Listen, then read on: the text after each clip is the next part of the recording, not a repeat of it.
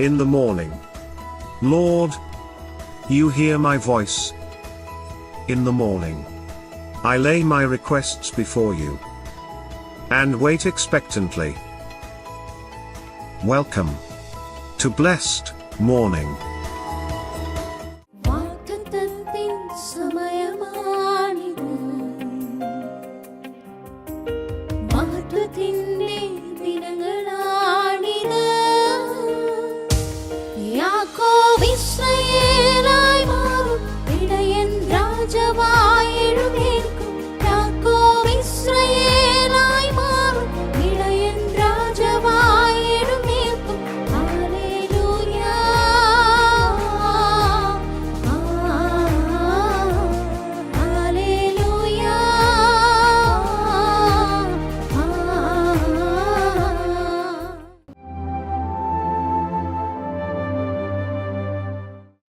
പ്രിയരെ, അനുഗ്രഹിക്കപ്പെട്ട ഒരു പ്രഭാതം കൂടെ നമ്മുടെ ജീവിതത്തിൽ അനുവദിച്ചു തന്ന വലിയവനായ ദൈവത്തെ നമുക്ക് ഒരുമിച്ച് ചേർന്ന് നന്ദി പറയാം. എത്ര പേർ പറയും, ഞാൻ നിന്നതല്ല, എൻ്റെ ദൈവം എന്നെ നിർത്തിയതാണ്? ഒന്നുകൂടെ പറഞ്ഞു കഴിഞ്ഞാൽ 2026 ജൂൺ മാസം 14-ാം തീയതി വരെയും എന്നെയും എൻ്റെ കുടുംബത്തെയും കണ്ണിലക്ഷമണി പോലെ സൂക്ഷിക്കുകയും വിടുവിക്കുകയും ചെയ്ത വലിയവനായ ദൈവത്തിന് നന്ദി പറഞ്ഞുകൊണ്ട് ഈ പ്രഭാത ചിന്തയിലേക്ക് നമുക്ക് ഒരുമിച്ച് അടുത്തു വരാം.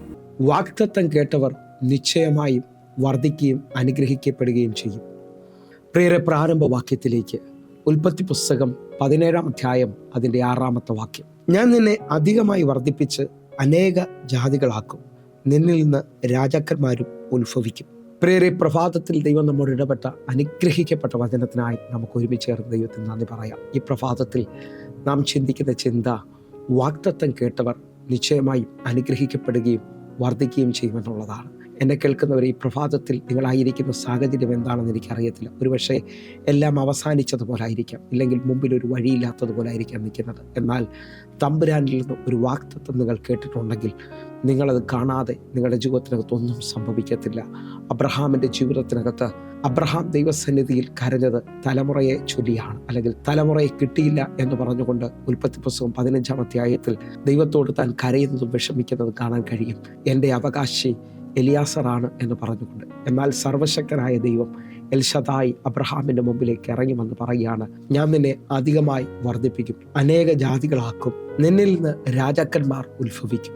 പ്രിയരെ, ഒരു സാധ്യതയില്ലാത്ത, തൻ്റെ ശരീരം നിർജീവമായെന്നും തൻ്റെ ഭാര്യ സാറയുടെ ഗർഭപാത്രം നിർജീവത്വം ഗ്രഹിച്ചിട്ടും ഇതാ ദൈവം തൻ്റെ വാഗ്ദത്തത്തിന് മുമ്പിൽ ഇറങ്ങി വരികയാണ്. ദൈവം പറയുകയാണ്, ഞാൻ നിന്നെ വർദ്ധിപ്പിക്കും, ഞാൻ നിന്നെ വലിയ ജാതികളാക്കും, നിന്നിൽ നിന്ന് രാജാക്കന്മാർ ഉത്ഭവിക്കും. നിങ്ങൾ വിശ്വസിക്കുന്നവരാണെങ്കിൽ, നിങ്ങൾ വാഗ്ദത്തം കേട്ടവരാണെങ്കിൽ, നിങ്ങൾ അനുഗ്രഹിക്കപ്പെടാൻ പോവുകയാണ്, നിങ്ങൾ വർദ്ധിക്കാൻ പോവുകയാണ്. ഒന്നുകൂടെ നിങ്ങൾ ശ്രദ്ധിച്ചു കഴിഞ്ഞാൽ, അടുത്ത തലമുറയായ ഇസഹാക്ക് ക്ഷാമത്തിൽ ദേശം വിട്ട് ഓടിപ്പോകാൻ നിൽക്കുമ്പോൾ ദൈവം ഇസഹാക്കിൻ്റെ മുമ്പിൽ പ്രത്യക്ഷപ്പെടുന്നത് കാണാൻ പറ്റും.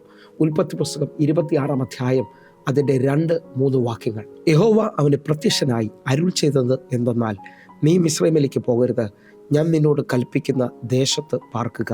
3-ാമത്തെ വാക്യം, ഈ ദേശത്ത് താമസിക്കുക, ഞാൻ നിന്നോട് കൂടെ ഇരുന്ന് നിന്നെ അനുഗ്രഹിക്കും, നിനക്കും നിന്റെ സന്തതിക്കും ഈ ദേശമൊക്കെയും തരും, നിന്റെ പിതാവായ അബ്രഹാമിനോട് ഞാൻ ചെയ്ത സത്യം നിവർത്തിക്കും. നിങ്ങൾ നോക്കേ, ദേശത്തിൽ വലിയ ക്ഷാമമാകുമ്പോൾ ദേശം വിടാൻ ഒരുങ്ങുന്ന ഇസഹാക്കിൻ്റെ മുമ്പിൽ ദൈവം ഇറങ്ങിയിട്ട് പറയുകയാണ്, ഞാൻ നിന്നോട് കൽപ്പിച്ച് ഈ ദേശത്തിൽ നീ പാർക്കുക, ഞാൻ നിനക്കും നിന്റെ സന്തതിക്കും ഈ ദേശത്തെ തരും, നിന്റെ പിതാവായ അബ്രഹാമിനോട് പറഞ്ഞ വാഗ്ദത്തത്തെ ഞാൻ നിവർത്തിക്കും. നിങ്ങൾ വിശ്വസിക്കുന്നവരാണെങ്കിൽ നമ്മുടെ ദൈവം വാഗ്ദത്തത്തിൽ വിശ്വസ്തനാണ്, വാക്ക് പറഞ്ഞാൽ മാറാത്തവനാണ്. ഒരു വർധനവ് വിശ്വസിക്കുന്നവരുണ്ടെങ്കിൽ നിങ്ങളുടെ ക്ഷാമത്തിൽ, നിങ്ങളുടെ സാഹചര്യത്തിൽ ഇനി ഒന്നും നടക്കത്തില്ലെന്ന് പറയുമ്പോഴും ദൈവത്തെ മുറുകെ പിടിക്കാൻ നിങ്ങൾ തയ്യാറാകുക.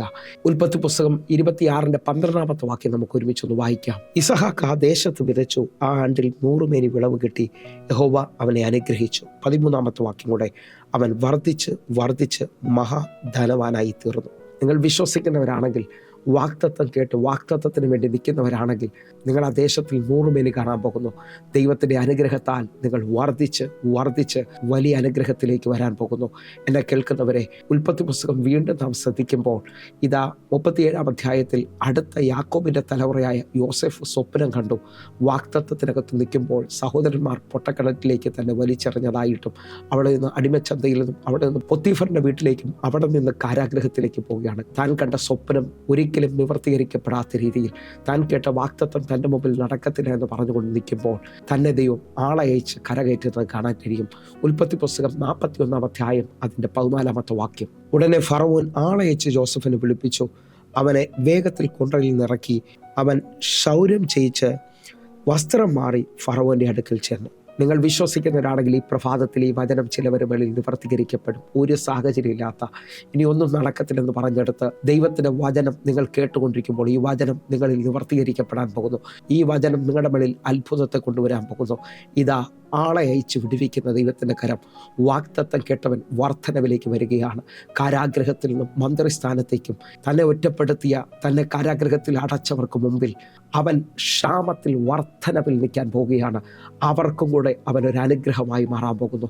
നിങ്ങളുടെ ജീവിതത്തിനകത്ത് നിങ്ങളുടെ വഴി അടച്ച, നിങ്ങളുടെ മുമ്പോട്ട് പോകാൻ പറ്റത്തില്ലെന്ന് പറഞ്ഞ എല്ലാ മേഖലയിലും നിങ്ങളൊരു അനുഗ്രഹമായി തീരാൻ പോവുകയാണ്. ഞാൻ ഒന്നുകൂടെ ഒന്ന് വിളിച്ചു പറയാം.